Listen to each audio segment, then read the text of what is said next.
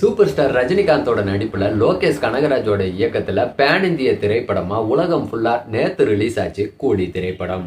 இந்த படம் உலகம் ஃபுல்லா நல்ல வரவேற்பையும் பெற்று வருதுங்க. என்னதான் படத்தை பத்தி மாறுபட்ட கருத்துக்கள்லாம் இருந்தாலும் தியேட்டர் வசூல்ல குறையே வைக்கலன்னு தான் சொல்லணும். முதல் நாள்ல மட்டும் 160ல இருந்து 170 கோடி வரைக்கும் கூலி படம் வசூல் பண்ணியிருக்கோம் அப்படின்ற மாதிரி தகவல்லாம் போயிட்டு இருந்துச்சு.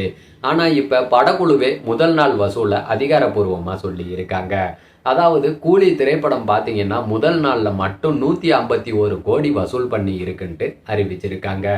இந்த வசூல் பாத்தீங்கன்னா தளபதி விஜய் நடிப்புல ரிலீஸ் ஆன லியோ படத்தோட முதல் நாள் வசூலை விட கூலி படத்தோட முதல் நாள் வசூல் அதிகம்.